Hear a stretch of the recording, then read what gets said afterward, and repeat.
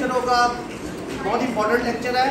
जितने हमने research design पढ़े हैं अभी उन पर एनालिसिस अप्लाई करना सीखने हैं कि कौन से डिज़ाइन के ऊपर कौन सा एनालिसिस लगेगा।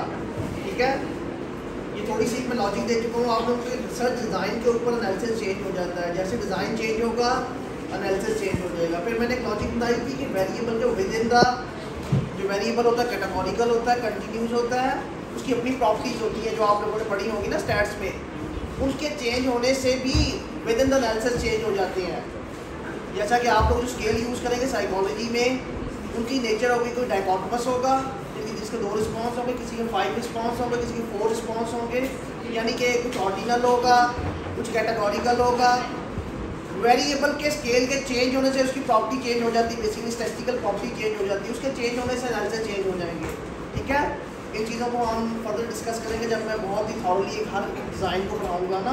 तो आज का जो एनालिसिस है बेसिकली डिज़ाइन आपको आगे हैं।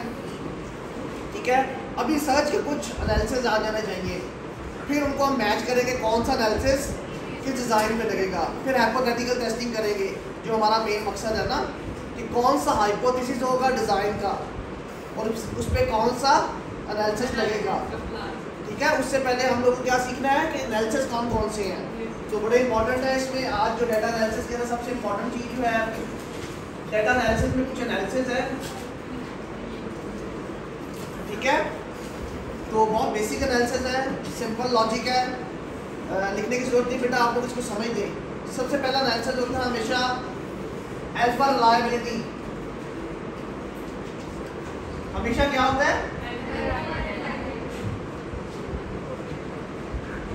Reliability and validity. ठीक है, इसके अपने एनालिसिस होते हैं।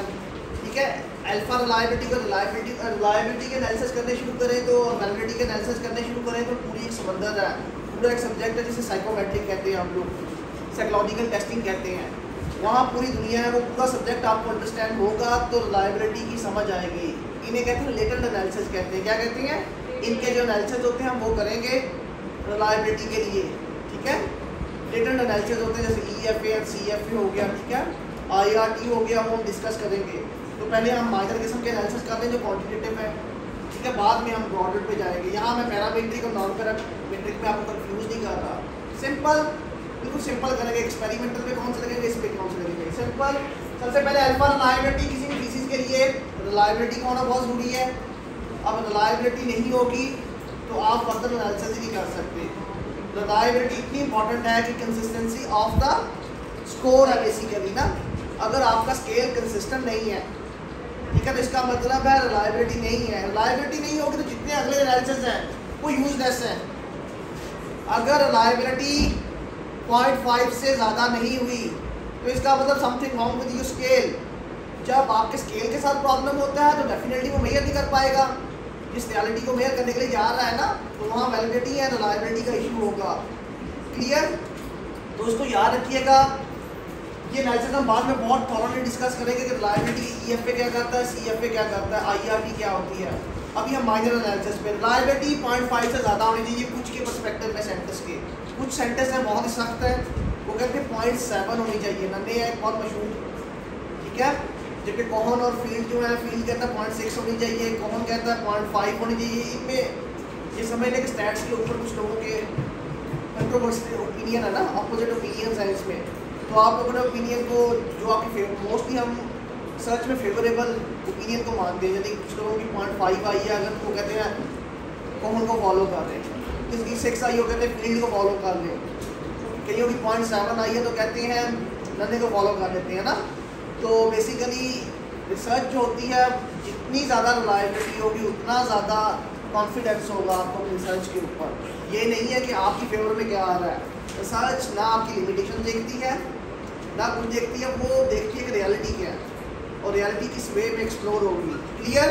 तो रिलायबिलिटी बहुत इंपॉर्टेंट है, हम इसको बहुत थॉरली डिस्कस करेंगे अगले लेक्चर में जब मैं एक्सप्लेन करूँगा। तो अगला एनालिसिस होता है कोरिलेशन।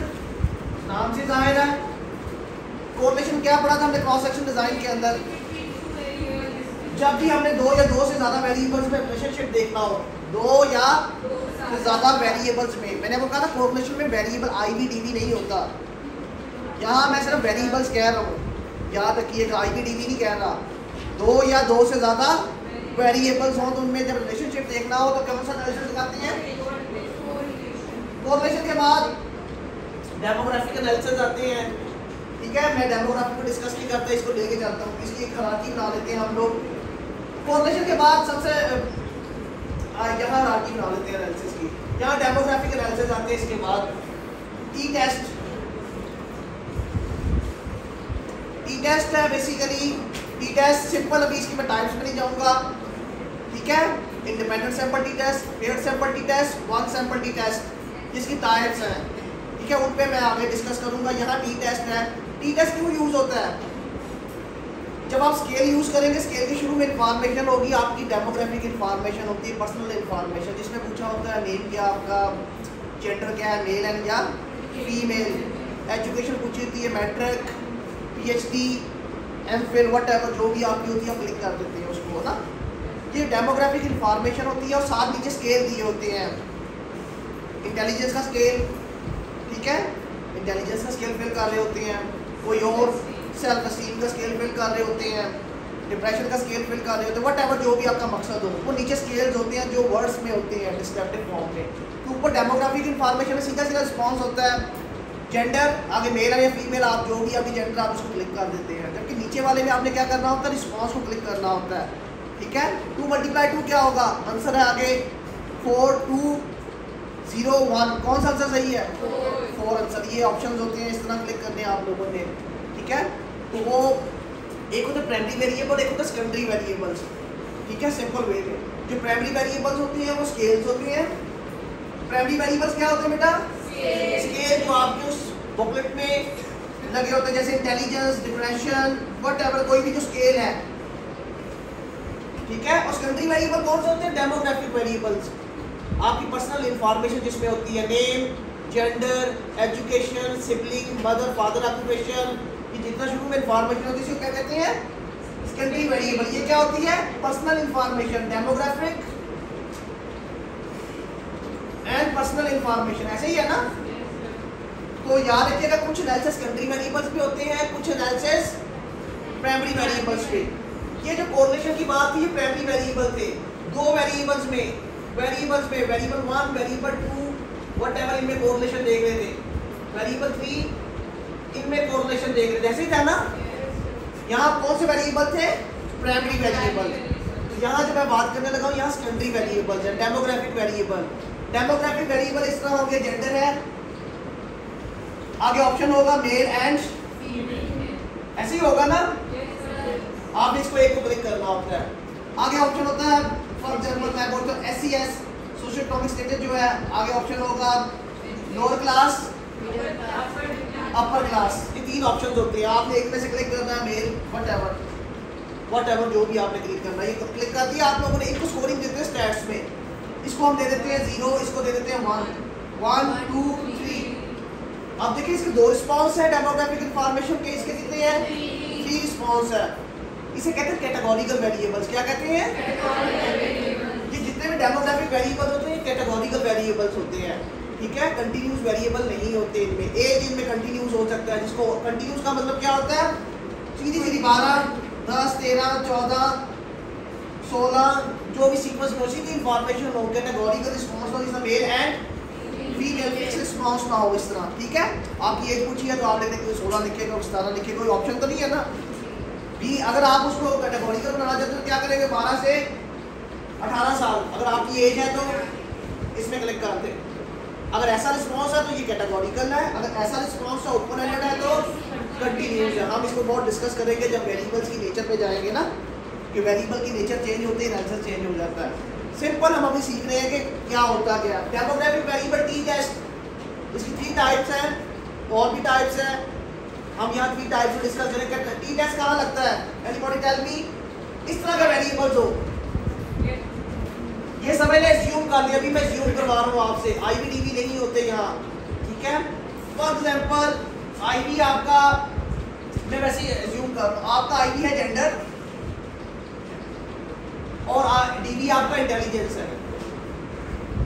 ठीक है, अब जेंडर की कितनी कैटेगरीज है? 2। और यहाँ हमेशा DV होगा, DV एक से ज़्यादा भी हो सकते हैं। इमेजिन कर लें यहाँ DV होते नहीं है। ठीक है, इमेजिन कर लें। आप कहते हैं इंटेलिजेंस किसमें ज़्यादा होती है, मेल में या फीमेल में? मेल में या फीमेल? की स्टडी ये बताती है female are more shown intelligence as compare to the male. इसका मतलब प्रीवियस स्टडी में गाइड कर रही है हाइपोथेसिस में कि फीमेल में इंटेलिजेंस ज़्यादा होती है, मेल में कम होती है। जब इस तरह का कंपैरेटिव हाइपोथेसिस हो जिसमें कंपैरिजन करना हो, कितने ग्रुपों में? याद रखिए टी टेस्ट हमेशा जब भी कंपैरिजन करना हो 2 ग्रुपों में, 2 से ज़्यादा नहीं मैं बात कर रहा हूँ, 2 कैटेगरीज में, 2 ग्रुपों में, 2 सैंपल्स में। अगेन सुन लें, 2 सैंपल, 2 ग्रुप, 2 कैटेगरीज। किसी में भी कंपैरिजन करना हो तो क्या करते हैं? टी टेस्ट लगाते हैं। इस हाइपोथेसिस, ये हाइपोथेसिस था female are shown more intelligence as compare to, ये एक हाइपोथेसिस है। अगर इस तरह का हाइपोथेसिस है जिसमें 2 चीज़ों में कंपैरेटिव तो टी टेस्ट अप्लाई करते हैं। और अनोवा क्या होता है? अगला टेस्ट है ANOVA, analysis of the variance कहते हैं इसको, ठीक है, डिफरेंट नाम से पकड़ा जाता है ये। इसमें क्या होता है? ये डेमोग्राफिक इंफॉर्मेशन, अगर यहाँ आ जाए ये वेरिएबल SES, इसको रिमूव कर देता हूँ। अब इसकी कैटेगरी कितनी है? लोअर, मिडल एंड 2 कैटेगरीज होंगी तो क्या लगेगा?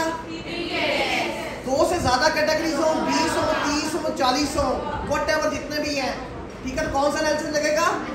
अब इसका हाइपोथेसिस कैसे बनेगा? मैं कहता हूँ कि अपर क्लास या मिडिल क्लास लोग ज़्यादा इंटेलिजेंट होते हैं as compare to lower and upper class. ये मेरा हाइपोथेसिस है, simple. Middle class people are shown more intelligence as compare to the lower and upper class. वही हाइपोथेसिस है। जब 3 कैटेगरीज आ जाएंगी तो कौन सा एनालिसिस लगेगा? अनोवा। 2 कैटेगरीज के लिए 2 से ज़्यादा होंगे, मोर देन 2, याद रखिए categorical variable, categorical variable. ANOVA की भी हज़ारों टाइप्स हैं, 1 वे, 2 वे, 3 वे, 4 वे, जिसे फैक्टोरियल अनोवा कह रहे थे हम लोग जाके ना एक्सपेरिमेंट में, वहाँ जाके इसकी नेचर चेंज हो जाएगी। हम फैक्टोरियल को पढ़ते हैं, फैक्टोरियल अनोवा क्या है। अब ठीक है, अनोवा क्लियर बेटा? ये कौन सा ग्रुप ऑफ टेस्ट है? कैटेगोरिकल वेरिएबल्स या डेमोग्राफिक एनालिसिस में ये लाजमी करते हैं। वहाँ अभी प्राइमरी वेरिएबल्स है, ये सेकेंडरी वेरिएबल हमने डिस्कस किए हैं। ये सेकेंडरी वेरिएबल यहाँ आईडी लिया है मैंने, वैसे इमेजिनेशन के अंदर, और ये क्या लिया था? डीवी। प्राइमरी वेरिएबल को यहाँ मैंने क्या रखा था? डीवी रखा था, वैसे इमेजिनेशन के अंदर, कि आप लोगों को ईजी हो जाए समझना। वैसे आईवी-डीवी होते नहीं है, ये तो सीधी स्टेटमेंट बन जाती है। आईवी-डीवी यहाँ नहीं है, आईवी-डीवी हमेशा कहाँ होते हैं?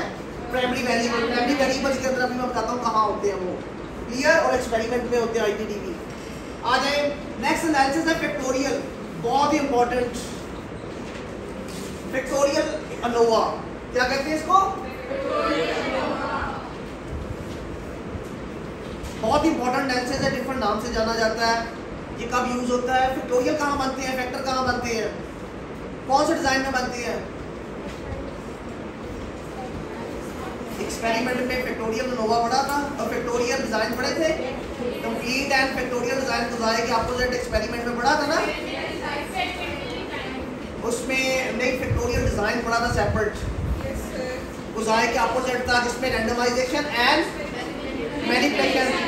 जहाँ आईबी की 2 कैटेगरीज बन रही थी और डीवीज की भी 2 मल्टीप्लाई 2 कैटेगरीज थी ना, 2 multiply 3 categories, 2 multiply 4 categories, 2 multiply 2 whatever, जितने वेरिएबल्स बढ़ जाए तो उसकी नेचर के ऊपर था। वहाँ इस तरह की कॉम्प्लेक्स एनालिसिस के लिए स्पेशली फैक्टोरियल के ऊपर कौन सा एनालिसिस लगता है?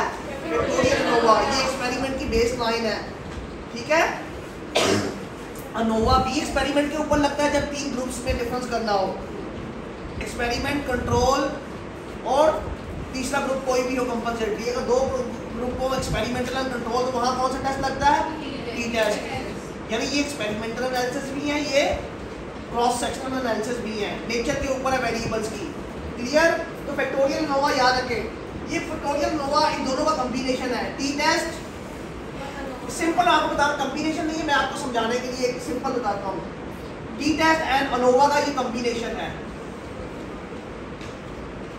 अचानक एक ऐसा हाइपोथेसिस आ जाए जिसमें कैटेगोरिकल वेरिएबल्स भी हो और जिसमें कैटेगोरिकल में 2 कैटेगरीज भी हो, 3 कैटेगरीज भी हो, इकट्ठा ही आ जाए हाइपोथेसिस। जैसा मैं कहूँ अभी दोनों इकट्ठा कर लेते हैं, वो मेल्स या फीमेल्स जो अपर खाने से ताल्लुक रखती है ना, बिलोंग करती हैं अपर फैमिली से, वो ज़्यादा इंटेलिजेंट होते हैं, या फिर वो फीमेल एंड मेल जो मिडिल क्लास से।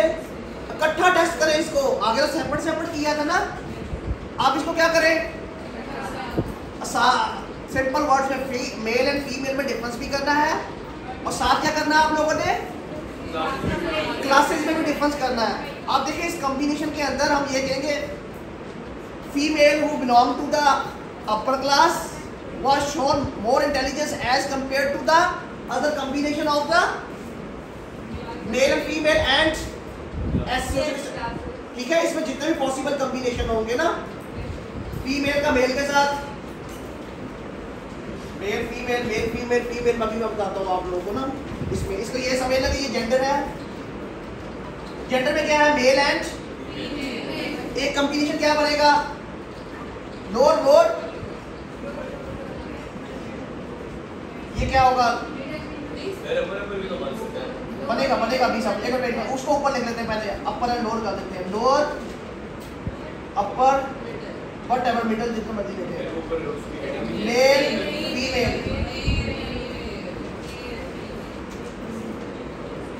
यहाँ क्या किया मैंने, IV 2 कर दी है, अगर देखा जाए तो TV वट एवर जितने मर्जी है, एक है ये दो है, वट एवर एक है, ये दो वट एवर एक ही है यहाँ भी ना। अब देखें मैंने कहा कि ये वाली जो है ना मिडिल क्लास की फीमेल्स हैं, ये इंटेलिजेंट होती है as compare to this combination, this other 5 जो कॉम्बिनेशन है, उन कॉम्बिनेशन में से कौन सी ज़्यादा इंटेलिजेंट होती है, male and female middle class. अब ये हाइपोथेसिस टेस्टिंग करनी है आप लोगों ने, कितना कॉम्प्लेक्स है। एक जेंडर है, यहाँ वेरिएबल क्या है, SCS, 2 वेरिएबल्स, एक अनोवा के लिए बना है, 3 कैटेगरीज है, एक 2 कैटेगरीज है, वट एवर, यहाँ 2 भी हो सकती है, यहाँ 3 भी हो सकती है, जिस मर्जी कॉम्बिनेशन में, जब कंबाइंड कॉम्बिनेशन आ जाए, ठीक है, तो इसको क्या कहते हैं, इस तरह की टेस्टिंग के लिए फैक्टोरियल नोवा। ये किसका मिक्सर होता है, या नोवा प्लस नोवा का, या t test plus t test का। यानी टी टेस्ट कैसे होगा, 2 कैटेगरीज, अनोवा कॉम्बिनेशन कैसे होगा, अनोवा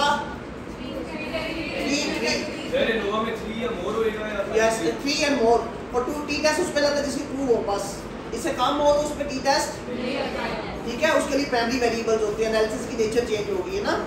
तो इस कॉम्बिनेशन के अंदर याद रखिएगा, अगर मैं तीसरा वेरिएबल भी ऐड करना चाहूँ, तीसरा वेरिएबल क्या करें,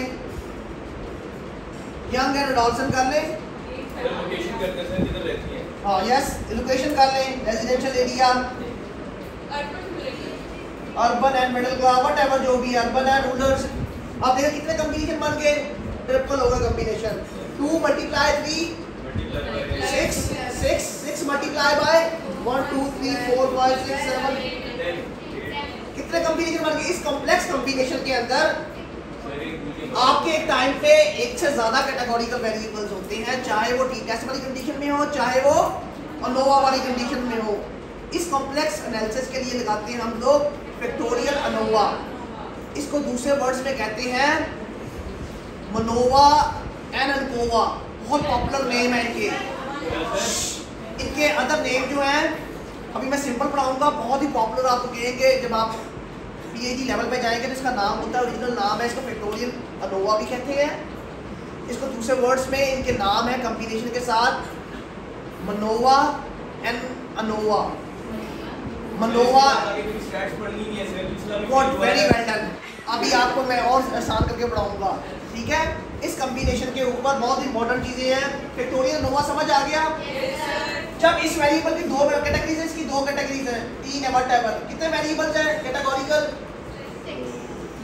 2 वेरिएबल्स है ना, IV वेरिएबल्स है, वेरिएबल्स पूछ रहा हूँ यहाँ मैं, कैटेगोरिकल वेरिएबल कितने हैं, 2 वेरिएबल्स हैं। इसको क्या कहेंगे, इसको क्या कहेंगे, इसकी 2 कैटेगरीज है, इसकी 3 कैटेगरीज है, इसको कौन सा कॉम्बिनेशन कहेंगे,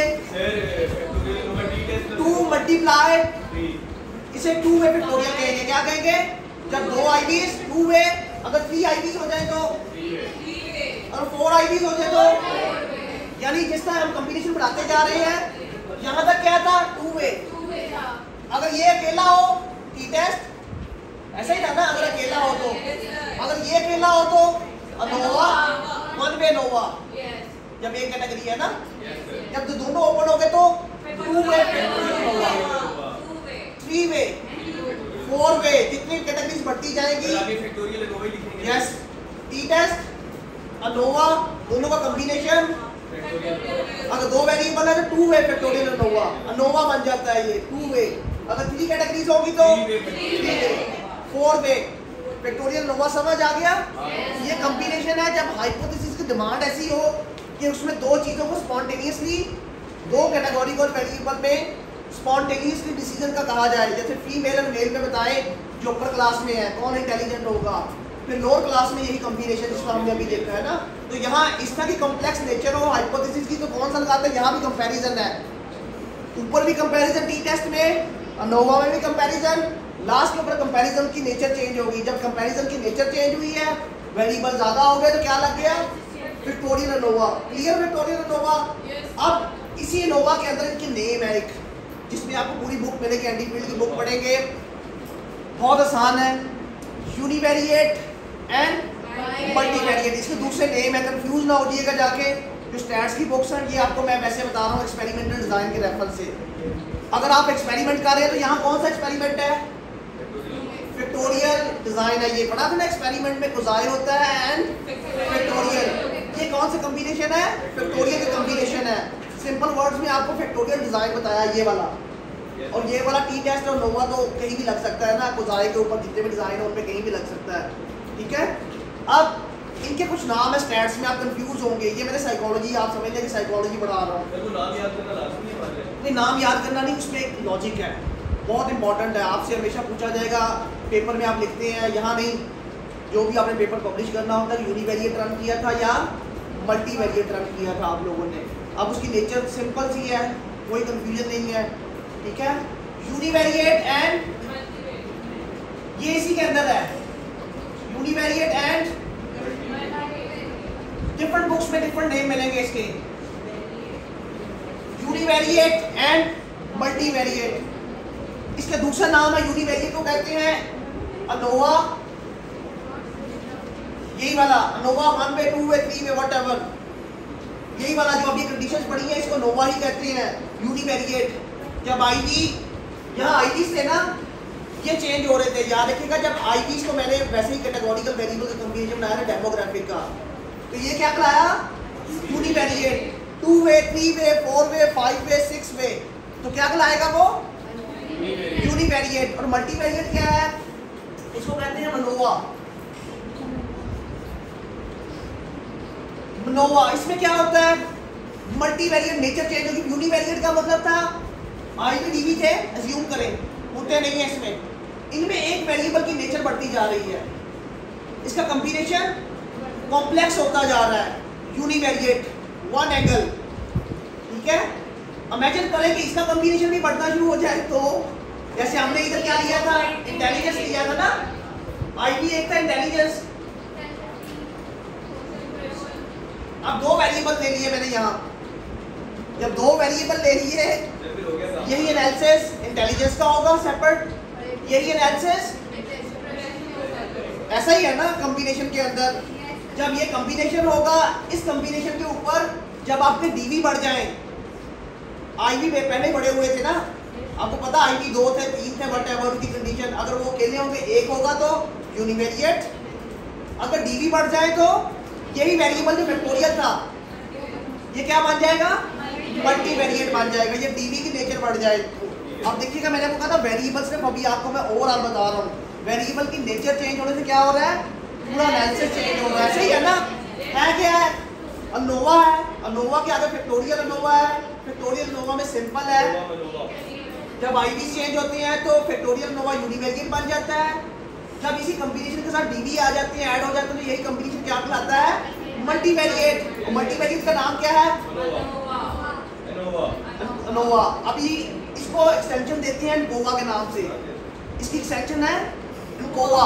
वो कब लगता है, क्यों लगता है, वो जब हम रन करेंगे मैं तब बताऊंगा। सिर्फ एक वेरिएबल ऐड करना होता है आपको। ये नोवा है, ये बाद में एनकोवा बन जाएगा, वो वेरिएंस ऐड हो जाएगा। वो अभी इसकी एक्सटेंशन है, याद रखिएगा इसकी इंग्लिश एक्सटेंशन क्या बनेगी एन, और यहाँ क्या बन जाएगा इसकी एक्सटेंशन क्या होगी मनकोवा, को वेरिएट ऐड हो गया। ठीक है, वो कब होगा, वो आगे जाके जब प्रैक्टिकली आप करेंगे ना, लेकर यही है वेरिएबल एक साथ अफेक्ट कर रहे हैं। नहीं वो इधर मल्टीवेरिएट में है, मगर एक सिर्फ उसमें एक चेंज आएगा। जब आप सॉफ्टवेयर में जाएंगे एक वेरिएबल कंट्रोल करना सीख लेंगे आप लोग। जब वेरिएबल कंट्रोल करेंगे तो ये सी से कंट्रोल होएगा या को होएगा? नहीं, कंट्रोल करेंगे मनकोवा। ये इसका नाम चेंज हो जाएगा, याद रखिएगा। वेट, ये चीजें मैं बाद में सिखाऊंगा कि अनकोवा कब बनता है, मनकोवा कब बनता है, अनकोवा एंड मनकोवा कब बनता है। ये तब बनता है, यही एनालिसिस अगर हो रहा हो तो इसमें अगर वेरिएबल कंट्रोल कर ले आप लोग, कोई वेरिएबल आपकी स्टडी में ऐसा वेरिएबल हो जो आपके पूरे रिजल्ट्स को अफेक्ट कर रहा हो। जैसा कि आपने सैंपल लिया, मैं कहता हूं फीमेल का सैंपल लिया है, फीमेल का सैंपल ही बहुत कम है, ठीक है, 10 का सैंपल लिया, 10 के एनालिसिस के ऊपर ये एनालिसिस डन नहीं होता, 10 अगर आप इसको कंट्रोल नहीं करेंगे ये पूरे रिजल्ट्स को इफेक्ट कर देगा। इस तरह के वेरिएबल को SPSS कंट्रोल कर सकता है। इमेजिन करता है कि 10 का सैंपल है बट इसको मैंने कंट्रोल किया हुआ इसके इफेक्ट को, ये वेरिएशन नहीं लगाएगा इसके अंदर। वो SPSS को हम कमांड देते हैं इसको कंट्रोल कर ले, किसी वेरिएबल को भी। मेल एंड फीमेल का सैंपल कम है ना, उसके सैंपल के कम होने से हमेशा एनालिसिस इफेक्ट होता है, आपकी रिलायबिलिटी डाउन होती है। बट हम इस कंप्यूटर को एक कमांड देते हैं कि यार इसको ज़ूम करो कि हज़ारों का सैंपल है, इसको कंट्रोल कर लो, इसका इफेक्ट ना आए रिजल्ट्स के ऊपर, तो उसको कंट्रोल करने को कहते हैं। इसी एनालिसिस में जब ये कोई वेरिएबल को कंट्रोल कर लेगा तो ये क्या कराएगा, और यहाँ इसी एनालिसिस के अंदर इसी वेरिएबल को कंट्रोल कर लेंगे तो क्या कराएगा मनकोवा। मनोवा की अगली फॉर्म क्या है, इसको मल्टीवेरिएट कहते हैं, मल्टीवेरिएट मनोवा। मनोवा को जब कोई वेरिएबल कंट्रोल कर लेंगे तो क्या बन जाएगा मनकोवा। दोनों में कोई एक ही चीज कंट्रोल होती है या मनकोवा में मल्टीपल चीजें कर सकते हैं, मल्टीपल चीजें भी, वेरिएबल इसमें भी ज्यादा कंट्रोल कर सकते हैं, इसमें भी ज्यादा कर सकते हैं, एक नहीं एक से ज्यादा भी जो इफेक्ट कर रहे हो। Demographic variables, I am talking about the demographic variable जो कि एक सीरीज वेरिएबल्स होते हैं, ठीक है, जिनको आप पढ़ते आए। थर्ड वेरिएबल, एक थर्ड वेरिएबल यहाँ हम इंट्रोड्यूस करवाएंगे, एक थर्ड वेरिएबल यहाँ इंट्रोड्यूस करवा रहे हैं जो कि एरर होता है। एरर हमेशा एक सीरीज वेरिएबल्स होते हैं ना, जिसे रैंडम एरर भी कहते हैं हम लोग को, सिस्टमैटिक एरर। ये दो तरह के एरर्स होंगे, आगे मैं पढ़ाऊंगा जाके कि रैंडम एंड सिस्टमैटिक एरर क्या होता है, ठीक है। आ जाए इसके ऊपर।